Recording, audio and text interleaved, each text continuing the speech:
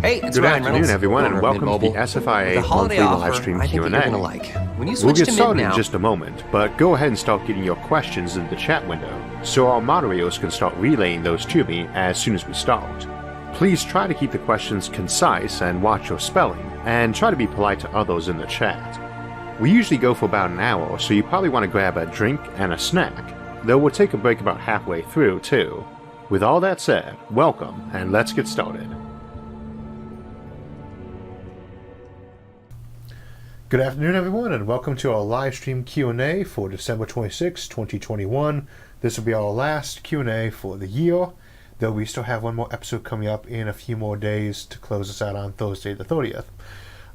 Probably the big news we start off today, which will be getting to on off your questions, I'm sure, will be the James Webb Space Telescope, which, if you haven't already heard, did launch successfully yesterday morning. And so it's also National Bacon Day today, and I hope everybody had a good holiday season. And we'll be taking your questions as you get them into the moderators for them to get passed on to my wife Sarah, who will be helping us by asking the questions as usual. As a side note, both Sarah and I are getting over our other fun blessing of the holiday season, which is colds. So we probably are going to be talking a little bit of quieter voice. There may be some background noise from bumping the mic ups as a result. So with that said, let's go ahead and take that first question. Yes, well, actually, the first question came in on December 8th from my seatmate, Representative Bob Young, and he wanted to know that if Santa Claus was stationed on Mars, how would zero gravity affect the reindeer's ability to fly? And would the presents be able to stay in the sleigh? Well, there's not actually zero gravity on Mars. There's very little air, but the gravity is just weaker by about, it's about 60% lower. It's about, you weigh 4 pounds for every 10, or 4 kilos for every 10 on Mars, so you still have that gravity going on. The air is really thin, though, so you have problems getting lift underneath the wings. There's not going to be very much lift. The thing is that fundamentally, we are pretty solid based on known physics that Santa's sleigh does not in any way operate under known aerodynamics, just because it'd be very difficult for there to be, any real airflow going on under those wings that would cause the whole thing to ignite at the speeds he has to travel at. So he's probably using some other type of propulsion. Now, you will hear rumors that in fact Santa was shot down sometime in the 1970s during a Cold War exercise where the Air Force mistook him for a Soviet interceptor coming in with a bomb. This is probably not true, though. It's just thought that Rudolph's nose, which glows red as the leading edge of that aircraft or spacecraft, might have been able to trigger them to thinking that was an ICBM coming out of the North Pole. So the rumors that he was shot down, though, seem to be erroneous. And again, that's because that whole concept, that whole argument, is based off the idea that the sleigh is actually flying in our atmosphere for the main part of its journey, rather than just kind of jumping in and out suborbitally. So it sounds to me like if Mars is, that Mars might be the great weight loss program for January. It can, and again, this is probably a good reminder that fundamentally when it comes to eating cookies and other sorts of fuels, that it's not so much about how much you weigh, it's about what the proportions on that are. So, so if you're 300 pounds of raw muscle, you don't really need to go on a weight loss program. Oh dear. Well, let's jump right in. We've got some questions from today. Here we have a question from John Dahlberg. Hi Isaac, I love your episodes on the future of farming and vertical farming. When it comes to consumption, do you foresee any major dietary shifts occurring in the developed world by the year 2100?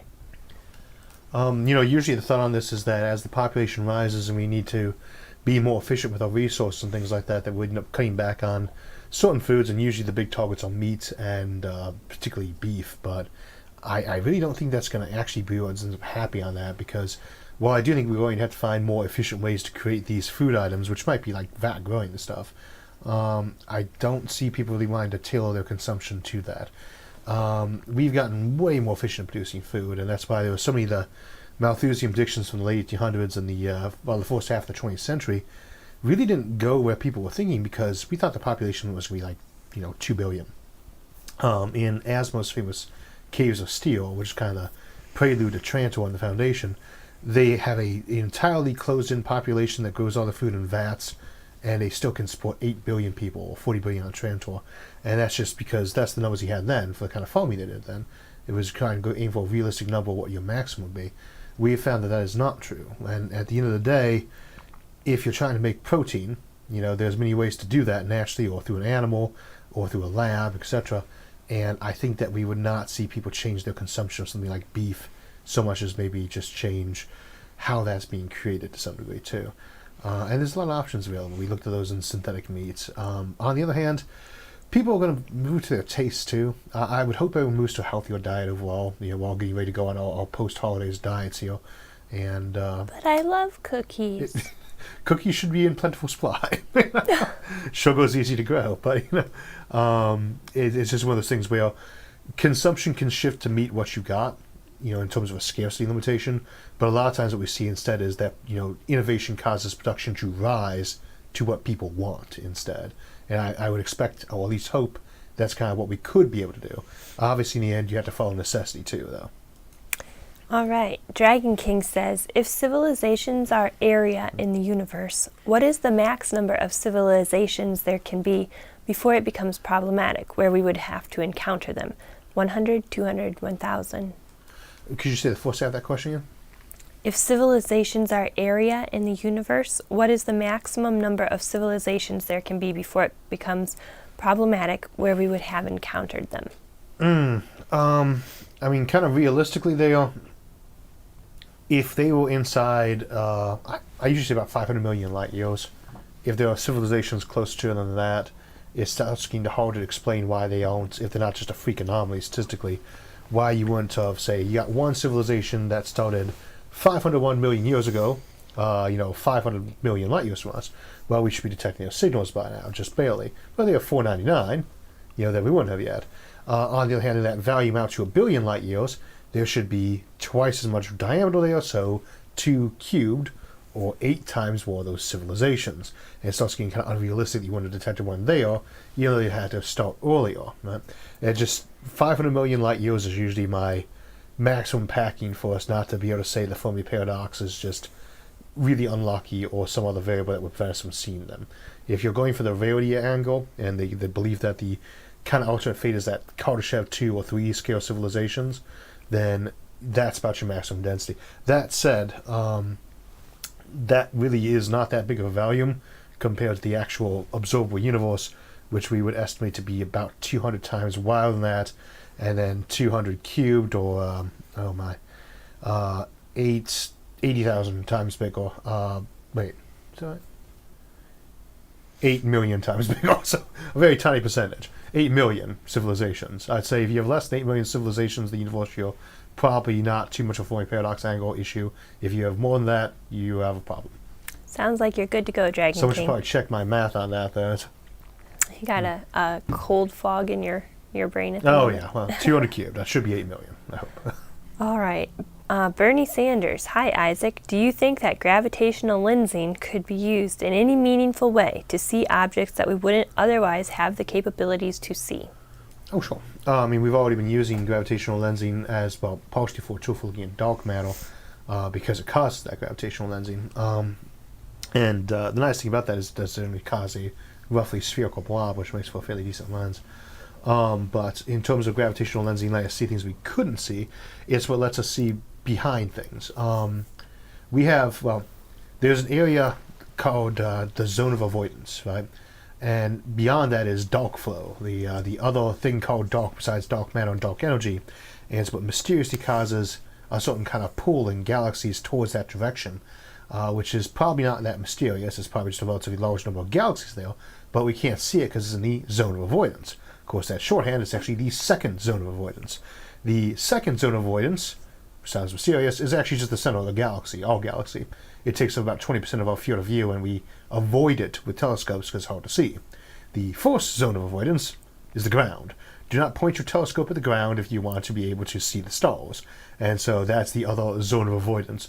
And again, that's just astronomy speak for where you don't point your telescope, but it sounds like some place where if you go there, you're going to be like dodging dragons or strange, bad effects. The third zone of avoidance is the Plymouth landing strip.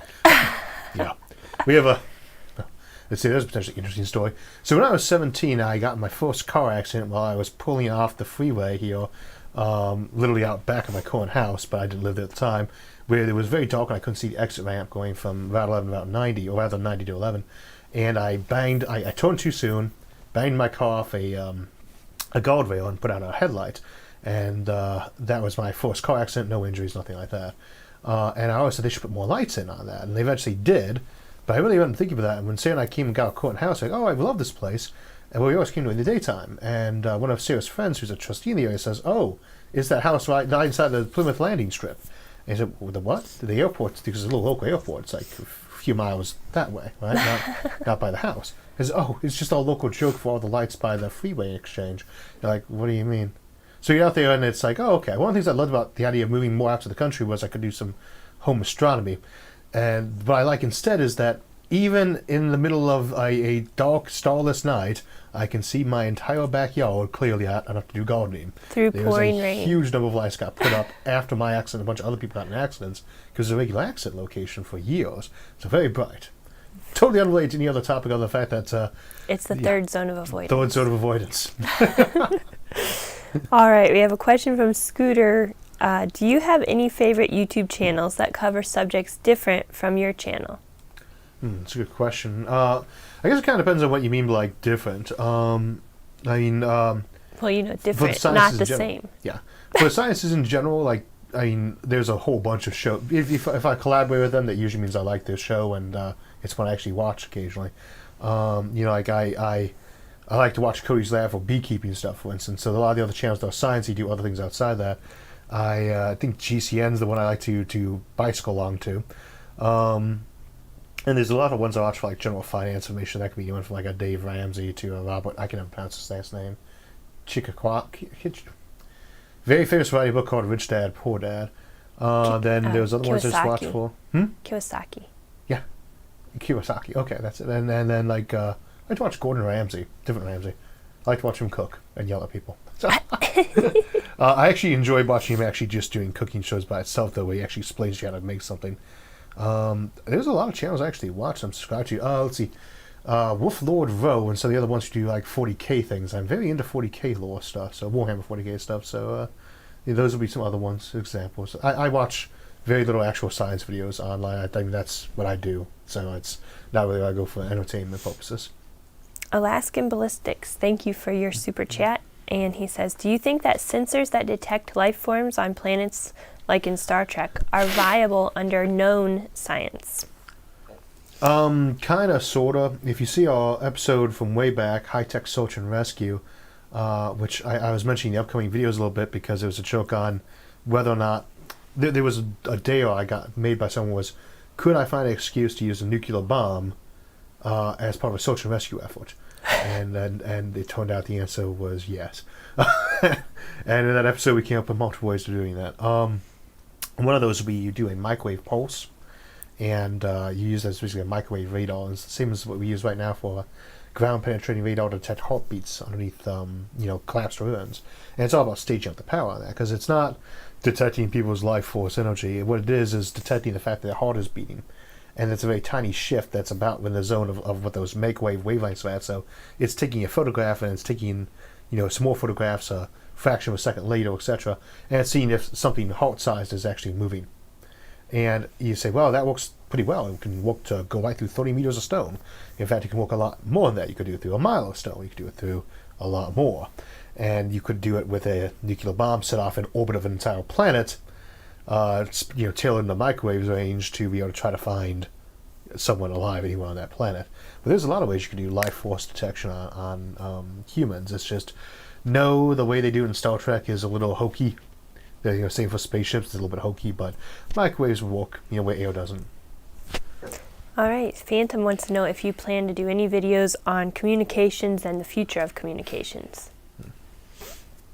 I guess it kind of depends on what you mean by communications there. Like, we do talk about that for things like alien beacons. We've done that episode, and how we actually go about doing some of the SETI episodes. We probably should actually do some more on SETI and the Drake equation, but in terms of communications for like how humans communicate, or we have the telepathy episode coming up next month. That's probably a good example of how we discuss how communication might shift a little bit. The context there being, while we're obviously talking about the classic trope of telepathy, a lot of that episode is on the idea of what's called technological telepathy, which is where you basically build MMI units into people's heads so they can chat back and forth without having to open their mouths. It's not necessarily that complicated. It could just be something like a sub-vocal recorder that sees how you would be vibrating your vocal cords. I suppose that could have been helpful while we were suffering from laryngitis. Yeah, no, very much so. If I haven't already mentioned, Sarah and I both have a cold today. Sealash, how likely do you think a manned mission to Mars within this decade is? I would say I consider it twice as likely if this decade is 2022 to 2032 as opposed to the rest of the 2020s.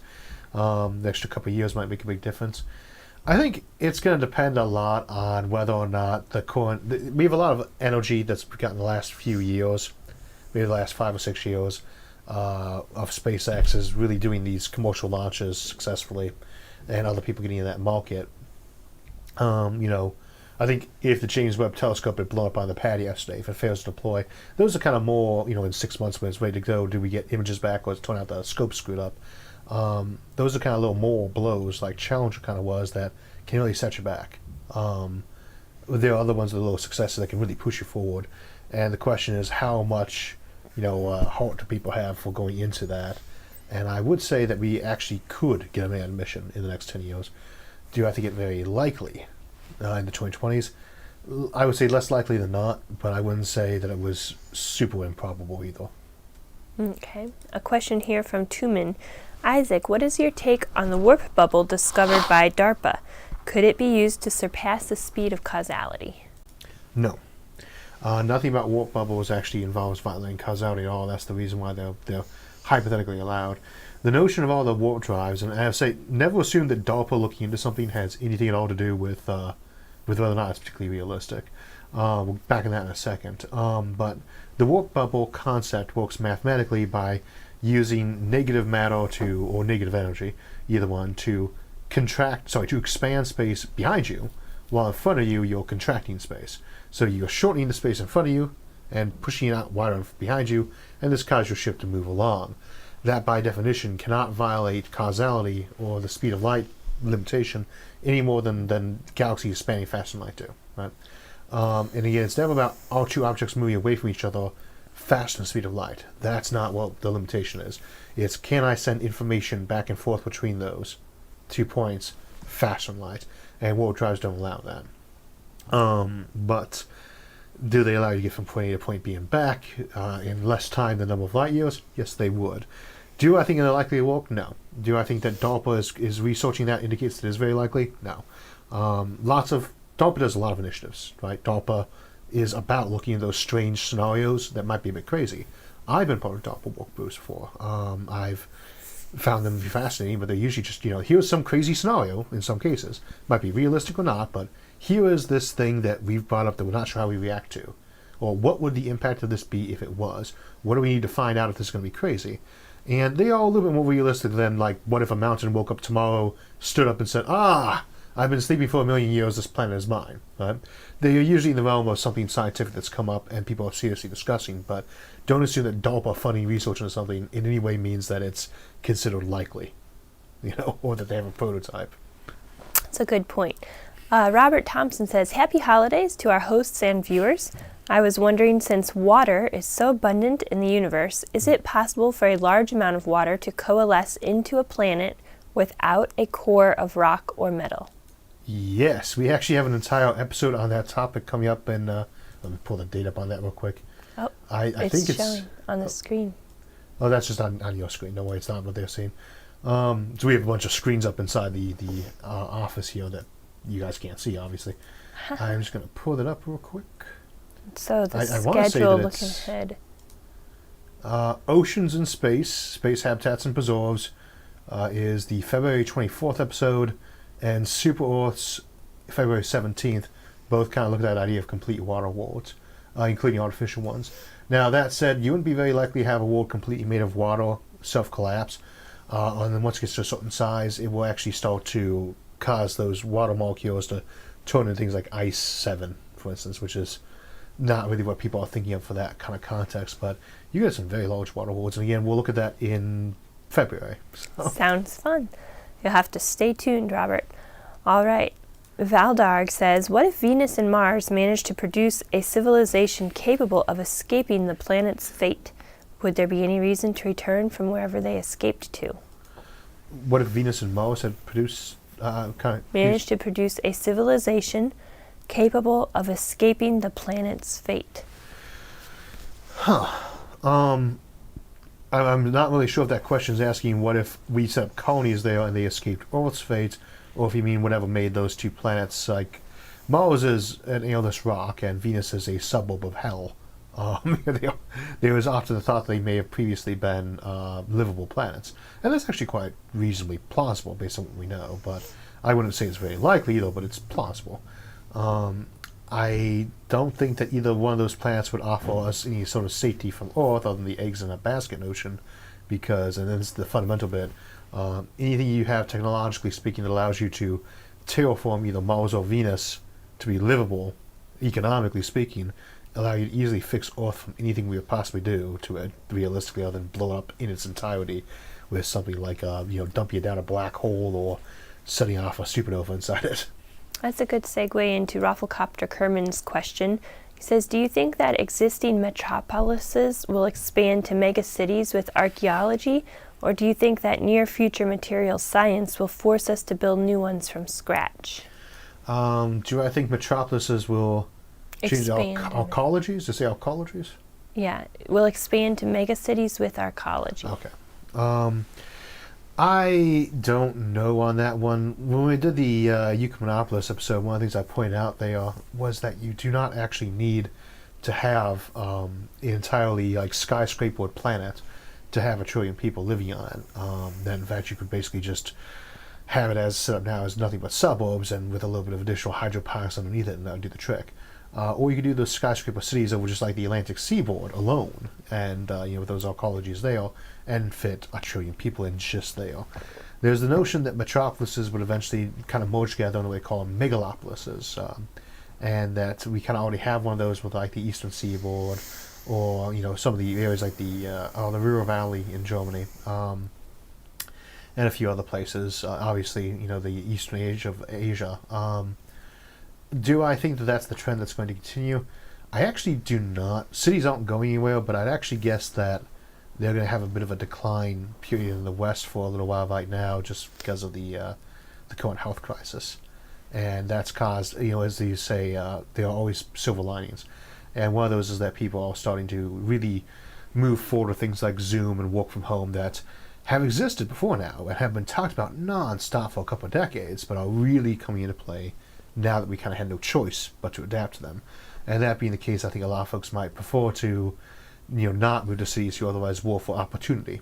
So we might see a bit of a temporary halt in the growth of cities. But something like that might only be temporary. It all depends, is the population going to keep rising or not? And my usual assumption is you always rise, slowly to a comfortable level. While you can support a comfortable expansion, you'll do that. But if that turns out to be wrong, or if we get down there further down the road, we could see that kind of classic Trantor or Coruscant from Star Wars look, Trantor from the Foundation series, come up at some point. And I wouldn't say that would look like we'd expect to be from there, though. I think you would probably see lots of very tall skyscrapers that had a lot more floor space around them in terms of empty space. It kind of just depends on what the setup for that looks like, how the building shifts cost, but I think it's decently likely we'll see arcologies pop up in the major cities. Yeah. All right. Marquis Casanova says, hi Isaac, big fan here. I was just wondering if you could explain what dark matter and black holes have in common, if one causes the other, or how that theory works. Dark matter is, again, that's matter that we just don't know what it actually is, and we know that it's probably very weakly interacting. And the big candidate is that they are massive individual particles.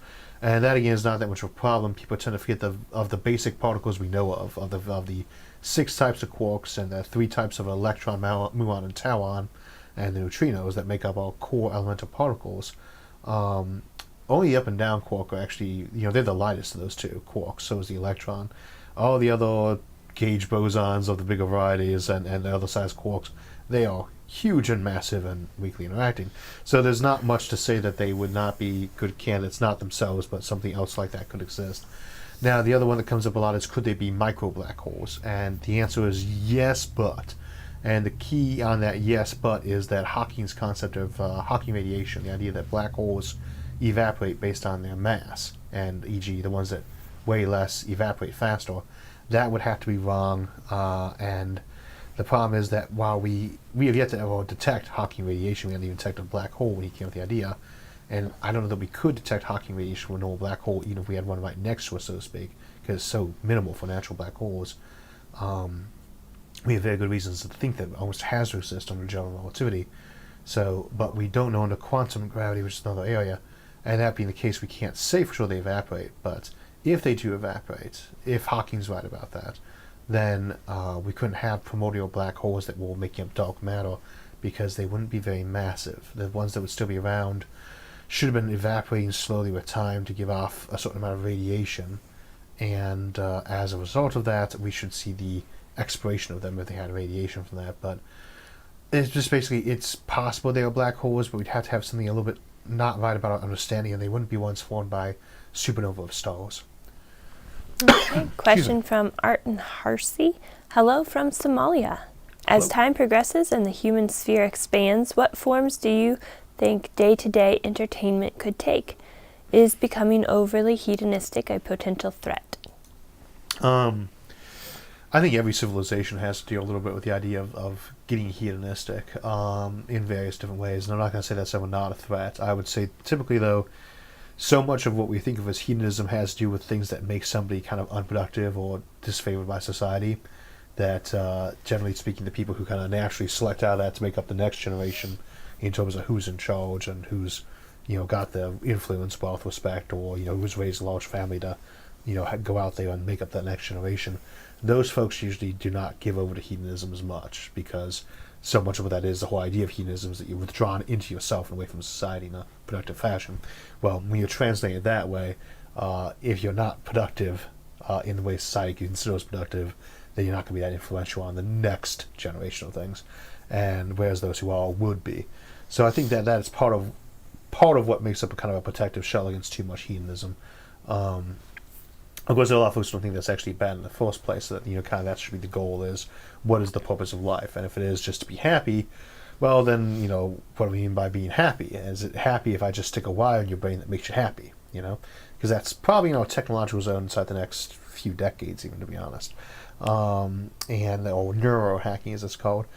And those are the kind of problems that get into that philosophical zone where I don't know that we'd have a good answer to that as this channel. That's more see the philosophy or theology that's, to be honest, has been discussing these topics for a couple millennia at least now, and have, I would say, not come up with a definitive answer, but have come up with a lot of very good in-depth answers. Even though the technology related to it is only decades old, many of the actual core problems philosophically have been discussed about those things for centuries and centuries. I don't think that hedonism is going to get us, as to, in the future anyway, to what that form of entertainment would take. Virtual reality is finally starting to really hit the scene, but at the same time, I don't know that's necessarily where that's going to be the all-encompassing entertainment that we often thought of in like the 80s and 90s when cyberpunk genre was just hitting the stage. I would say it would be a large mix. More variety would be the biggest thing. More types of entertainment. Let's do one more question, then hit the break. Yeah, I was just going to say we've got a yes-no question right before the break here from Kenyon Moon. If JWST spots a fleet of worlds slowly but surely accelerating out of the galactic plane, do we send a contact message, yes or no? Accelerating out of the galactic plane? That's what it says. So if the James Webb Space Telescope detects a bunch of Chicago thrusters or similar pushing some stars out of the galaxy, I'd say, yeah, absolutely. You might as well send it to them. I mean, if you can detect them, they can detect you. Just work under that assumption. And they're more advanced than you technologically, then they probably can see us. Yes, they'd be a brighter target, obviously, but they have all that energy to do that with. And since they've probably seen you anyway, yeah, definitely say hello. It's not. I really have difficulty imagining there's some kind of galactic custom that says you're not allowed to invade people unless they say hello to you first. Because that's kind of like saying, well, if someone knocks on your door, you're allowed to murder them. or they wait you out your window. But otherwise, no. I don't think that'd be how that would work out. So, on the other hand, it wouldn't be that weird to say that there was a bit of a custom says, if people haven't tried to contact you, leave them be. I don't think that's very likely either, but I think that's a lot more likely than the let's go kill them concept, or well, we didn't see a concept. So if we saw something like that, I'd say absolutely send the message, say hello. All right, on that note, let's go ahead and head to a break. We'll see you in about 4 minutes. So we're halfway through today's show, and we're taking a break for a few minutes, and it's a great time to get more questions into our moderators for part 2. While we're on break, a question that comes up sometimes from folks is how episodes get suggested, picked, written, and then aired. And the short answer is that does vary a lot when it comes to topic selection. Sometimes we do polls for episode topics, and sometimes one of our volunteers who helps edit scripts suggests something, and sometimes someone just tosses it out in a live stream or similar, and I like the idea and roll with it. Most commonly, though not in the majority, some topics come to mind while reading or thumb twiddling or writing other episodes or doing their video sections before airing. Indeed, the last is how we get a ton of them, as well as the extended editions I do on Nebula. Once an idea gets picked as an episode, sometimes it gets stuck on the back burner for a time, and other times I turn right around and start typing. Some episodes need research, others are ideas that have been well developed and need nothing but typed out. Occasionally one of the volunteers will present a draft or outline for a topic too, but usually that's where the episode moves into draft mode. Once I get a draft ready, I put it up on our Google Drive, and depending on time and interest, various folks will help edit it, both conceptually and for a lot of endless typos and bad grammar I'm prone to, and these are the folks who are in the editor heading in the episode credit rolls, and we are always looking for volunteers to help with that. Usually about a week later, I'll finish out the draft and record it, minus the sponsor section and schedule and announcements, because at this point it's typically 2 months before it airs or more. Episode topics are rarely picked less than 3 months before they air, and exceptions tend to be cases like collaborations with other channels. So the episode sits for a couple months while others get written and recorded, and typically 2 weeks out I start working on the video, and also typically I put the video together as a segment, then put on our sponsor and announcement and credits as separate bits.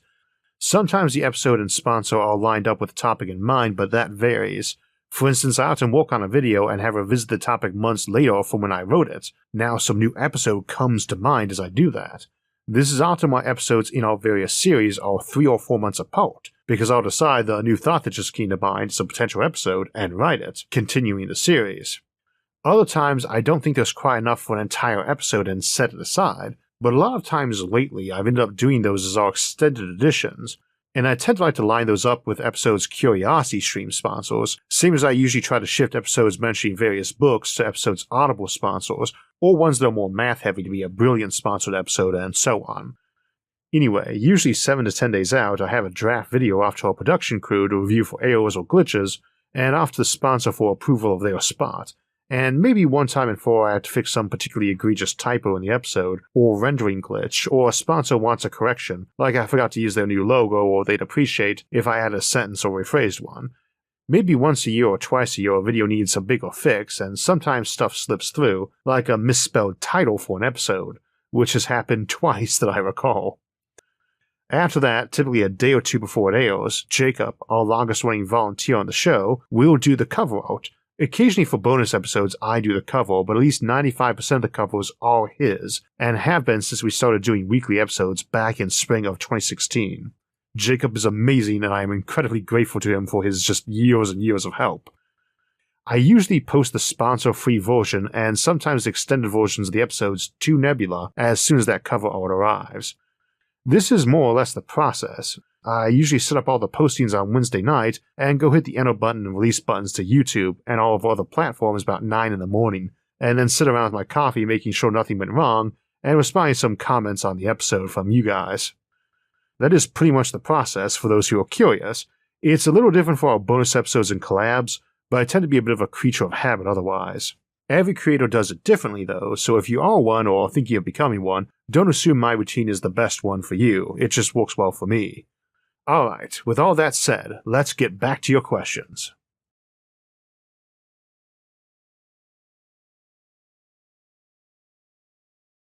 Alright, and we're back. Well, we're going to kick right off with a question from Raven609. Thank you, Raven, for your super chat. And he says, could other planets have rainbows? Oh yeah, absolutely. big thing that causes rainbows to exist in our atmosphere is basically just that large amounts of moisture in the air that cause a prism effect, a very large but diffuse prism. It doesn't have to be caused by moisture either. It's not water that's doing that. That's the effect here. It's just a difference in the composition of the air compared to where you're standing or what's normal. So any large weather change, any kind of change of atmospheric pressure, moisture, or some other gas even on a planet that's mostly like helium and hydrogen might have something like that too. So rainbows should be pretty much everywhere you go that has an atmosphere. Halo Peter, for humankind development, what do you think? What research that we should focus on here on Earth right now? So could you say that one more time? For humankind development, what research should we focus on here on Earth right now? For the betterment of humanity in general, I always take the attitude that we can walk and chew bubblegum at the same time. It's like what energy to invest into all of them. I even say keep trying to improve coal and oil technologies, because the better you get with them, the better you can be efficient with them. What ones help us out? Either helps with education, either it helps us with less stress in our lives. So like your psychology, your sociology, those help too. Just the whole thing. There's a lot of knowledge out there. We should not be avoiding research in any one of those. Again, we can walk and chew bubblegum at the same time. Sounds more like walk, chew bubblegum, snap your fingers, and click your heels. Oh yeah, and juggle some too. Yeah. Harrison Slocum says, would life on a rogue planet evolve more quickly than life on a planet that is gravitationally bound to a star due to general relativistic gravitational time dilution? No. First, there was virtually no difference in the gravity on a rogue planet compared to inside a solar system. Very loosely, and I say this is a very loose rule of thumb. If you plug in the orbital velocity or the velocity of any given object, to escape from another body gravitationally into your normal special relativity equation, that will tell you about the time dilation that's from that, the escape velocity from where you're at. And you'll find that ours at like 50 kilometers per second from the solar system, whatever it is, something in that zone is nowhere near enough to really be significant in a relativistic effect. And the other thing, of course, is all things being exactly equal, yes, the further you are from the galactic core, if you went into the galactic void, if you went deep into star space far from a star, yes, time runs just a little bit faster. We're talking billions of a difference. And then you say, well, what's actually making life on that planet viable? And it's got very little energy, so very little biodiversity, very little overall biomass, very thin civilizations in terms of being able to source themselves. So time is running a little bit faster there, but there's so little energy that it does. That one is so tiny compared to the other. It's just really not a factor. But yes, time does technically run just a little bit faster in the voids. All right. Antonio Sanford, have you looked at spin launch? And what are your thoughts on a non-rocket launch system? Mm-hmm. I'm actually not positive if I'm thinking of the spin launch thing that is the actual spin launch, but I'm guessing that's the idea of a non-linear accelerator, like a circular accelerator, that would spin you up and kind of oh my word, what's that called? A helicopter? No, the thing that David killed Goliath with. What was that called? Slingshot. Slingshot you out. So I was thinking boomerang, but yes, slingshot. No, not boomerang. You don't want any space launch system that's based on boomerang technology. Once you send it out, you do not want it coming back home until it's had a chance to slow down. But a slingshot, that approach which just spins around very fast and tosses it, that is viable, but mostly for cargo, right? It has, because it all has to do with the acceleration rate, and that's your turning radius thing. A 1G circular acceleration, it would be the same as orbiting Earth right here at the atmospheric level. I think that's kind of like those little tubes that my yes, nieces exactly and nephews got for Christmas. You put a little thing in it, you spin it around, and they just go flying all over the place. And that is a classic system. Like you take a hose with a pebble in it and swing it around. Oh dear. That's not a bad way to throw cargo out there. It'll be a little bit different in that case how you're setting up, but it's not good for people launches. Sounds painful. Whiplash, here I come. It would probably pancake you. My chiropractor would like that. Whiplash, here I come. 9 out of 10 chiropractors agree. Slingshot technology is great for orbital launch and transfer. But not for people. All right, this is new. Hi, Isaac and Sarah. What is the best way for starlifting metals from non-convective stars? Thanks. Oh, that's a tricky one. Okay, so the idea of starlifting is that most stars have a lot of FAO elements in them, And because they're convective, much like a soup, those heavy elements they don't settle into the core. They get made more in the core, but the ones that are pre-existing there, they don't sink down. It just constantly is bubbling and frothing. Some stars are more convective than others. Some are basically not convective. And in that case, you would expect the heavier materials to start settling down towards the bottom. How would you get those out of there? And I would say in a case like that, the approach I would take would be to mirror around that sun, put a big shell of reflective materials around it, like not to say a hollow shell either. You could do a statite or lagite type setup on that with mirrors all around it, just kind of glowing it though, and bouncing that light back down on the star in general. This will heat that star up, and that should cause it to get more convective if it wasn't convective.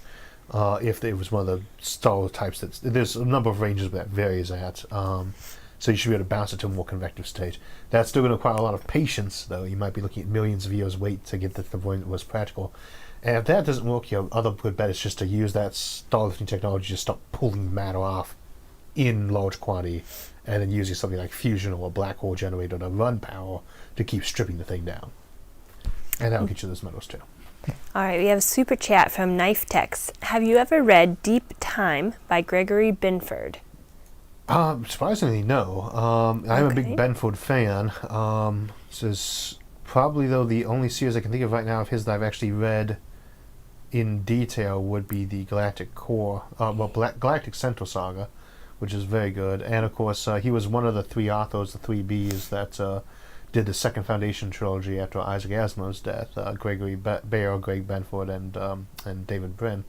And if you have not read either of those three authors, you're missing out on a lot. Go read that. But I have not actually read that particular book myself, and I probably should be adding that to the list. He's also got a suggestion that a video with your take on deep time messages would be quite interesting.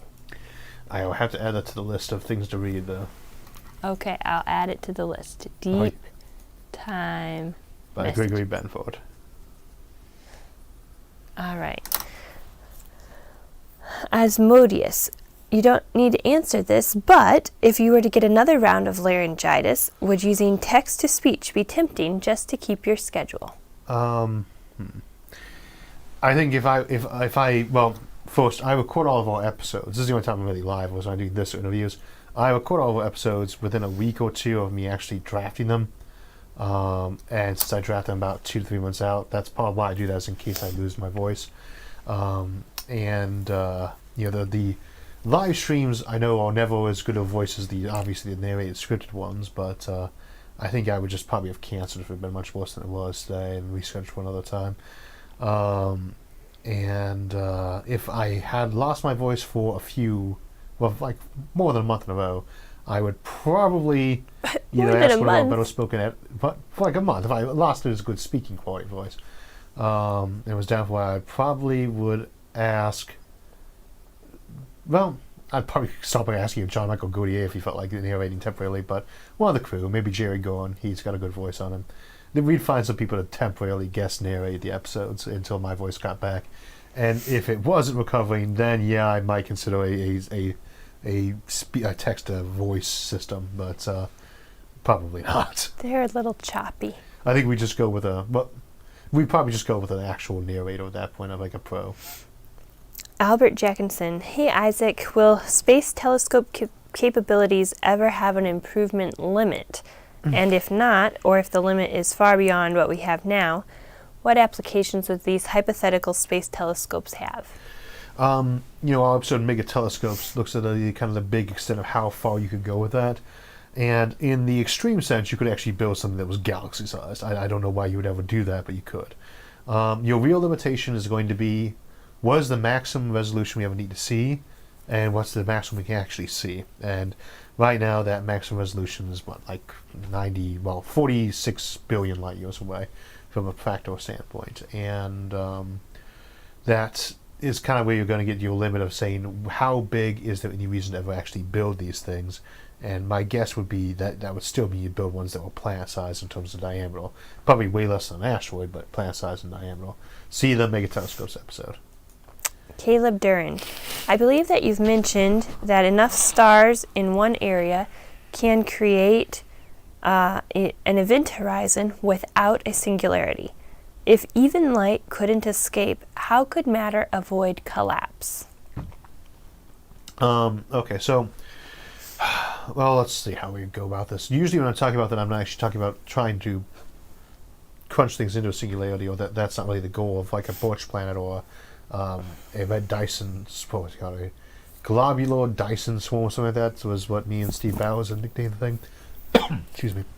Usually the goal there was to get as close as you could to an event horizon, but not actually get over it. You do not have to have a black hole with a singularity to have an event horizon. As an example, if I'm accelerating away from something that's not quite a black hole, like a neutron star, there would get to be a point where the gravity of that neutron star plus my own acceleration did not allow light from that thing to ever actually reach me, and it would disappear to me, right? And that's what appealed to me having the event horizon right there. Same as you're falling towards a black hole, you'll never reach the event horizon. If you're moving towards it very quickly, the black hole's event horizon will seem to contract in size, because the escape velocity between you and that light at the moment has changed. That said, right, there's nothing about singularity that we'd assume is necessary to having a black hole, but once you start crunching stuff together, you will get frame dragging, and that will eventually cause stuff to decay in its orbit and fall in. Usually when we talk about trying to escape into an event horizon, we're assuming some active method of trying to prevent that we don't have yet, but you're not dead from crossing the event horizon. Time doesn't stop the end of an event horizon. It just means that an event horizon is not fixed things in space either. They are always between one object and another based on their speeds. So it's not like a wall. And so you could be in an event horizon relative to other people and not be in one relative to the thing that's beneath you. But if I have two black holes like this, they will eventually merge. But when they get close enough that the event horizons touch, even though they have singularities that aren't touching, they will merge into one big one instead, the event horizons. That's how that works out. The event horizon is not really part of the black hole. It's just the horizon over which events cannot be seen. And when the black hole is towards a singularity or individual mass, that's not the same concept. So see our black hole series for more discussion of that topic.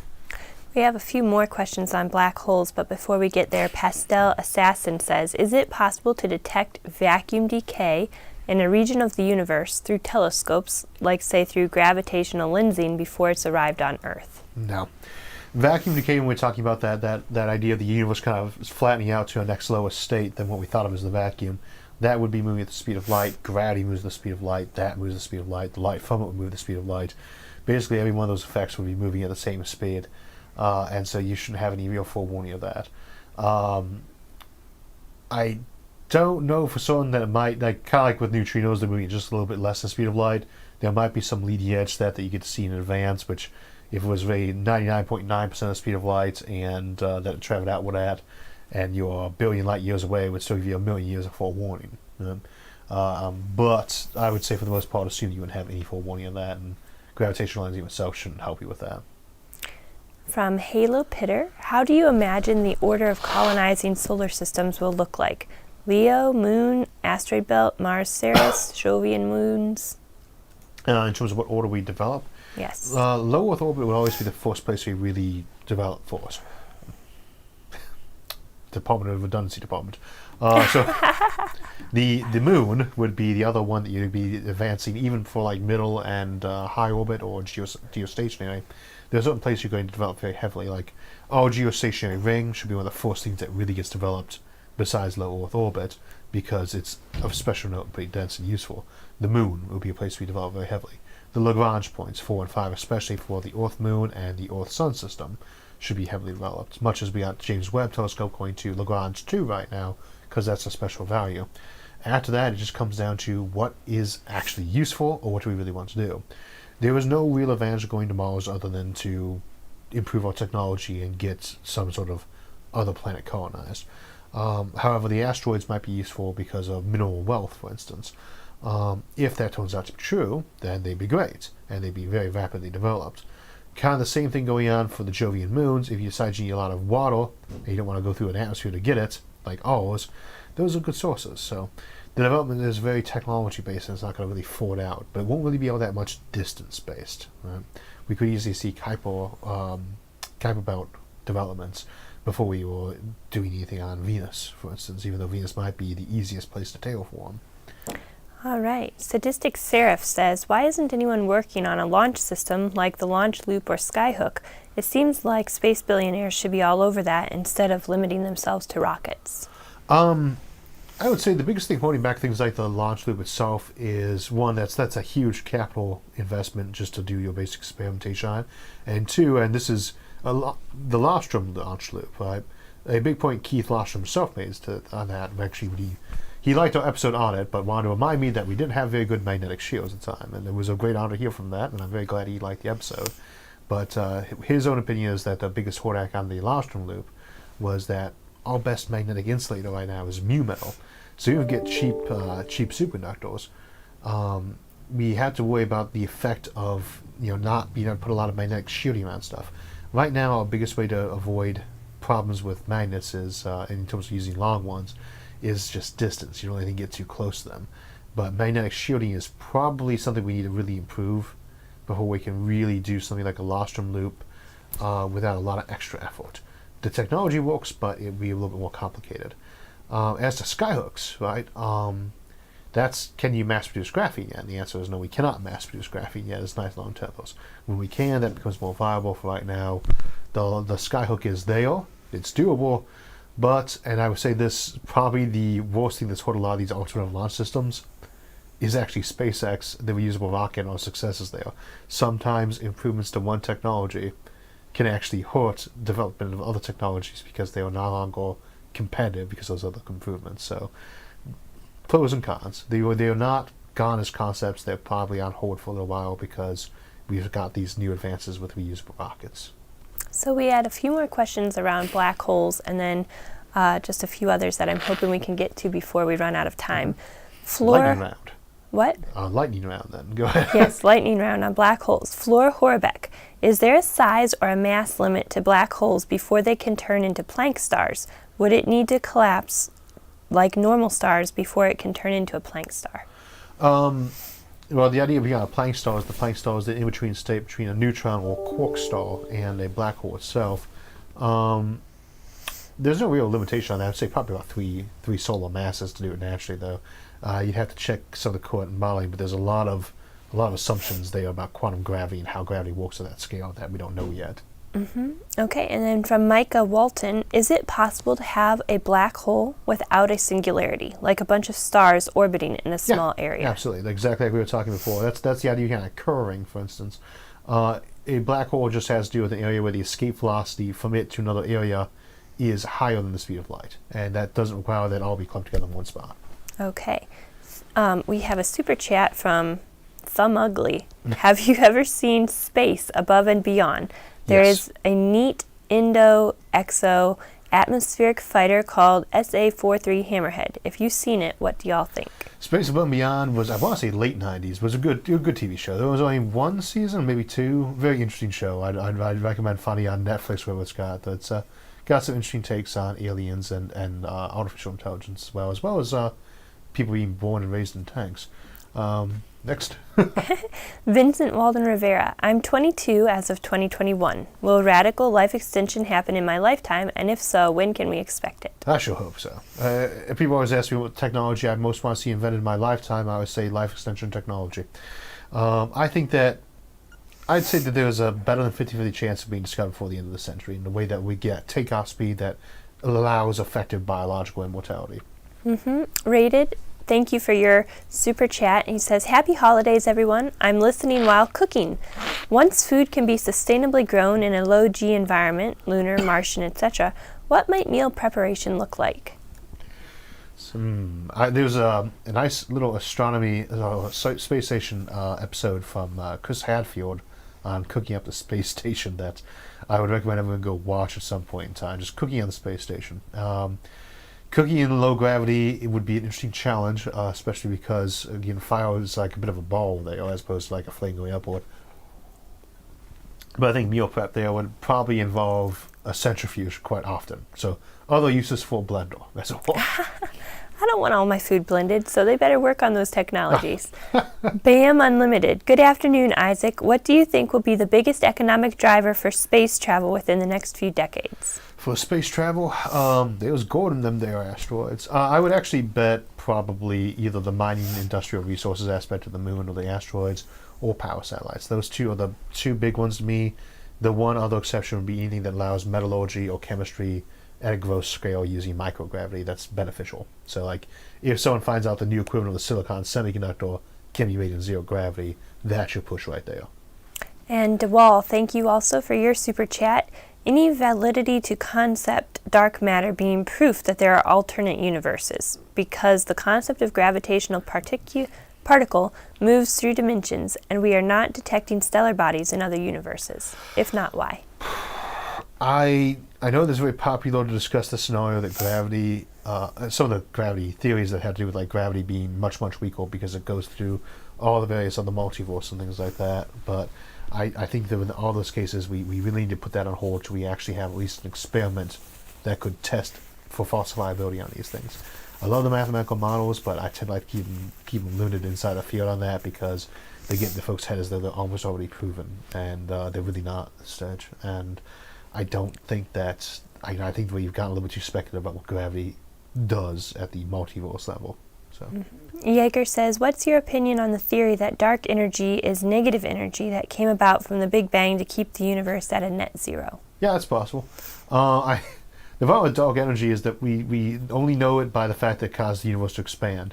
And if it was causing that because of keeping the universe at a zero sum, as it were, that would certainly allow it, except the problem with dark energy is that we call it that because it's the energy of new space appearing, and that's a positive amount of energy. So you have to find out where that negative counter energy was coming from, and I don't see that necessarily on the radar as something we'd be able to locate anytime soon if that was the case. So it's not the one I go for, but it's going to only be ruled out. Paul Zykes, thank you so much for your super chat. He said somebody mentioned chemical rockets could get to Mars without the need of spin gravity being required. What do you think? Chemical rockets can definitely get us to Mars without needing spin gravity. The question is whether or not we'd want to do that. Like a fission rocket or a fusion rocket eventually allow you to go to some place where the amount of time you spend is not going to hurt you for low gravity. But we already have a chemical rocket born capability to get to Mars in less than a year if we want to. And we had people up on the space station that long too. So it's not like we can't get people to live there. And there was no sign like our astronauts who are up there for a year would any risk of actually dying from low gravity.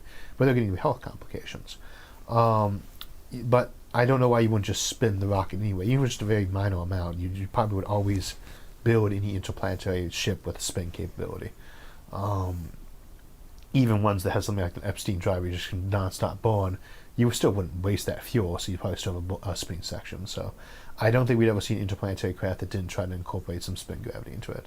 Unless we had artificial gravity like we see in sci-fi.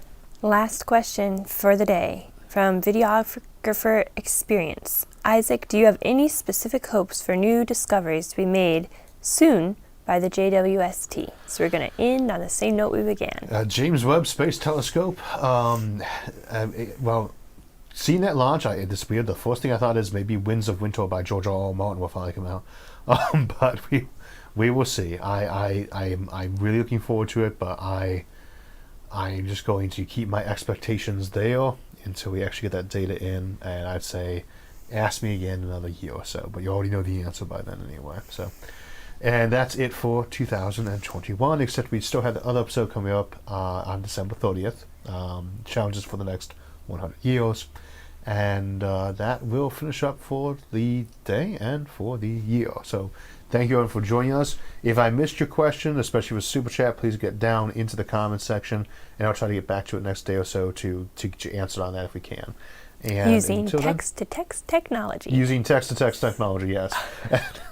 In the meantime, I am going to grab me some hot tea and some soup and get my voice back. And thank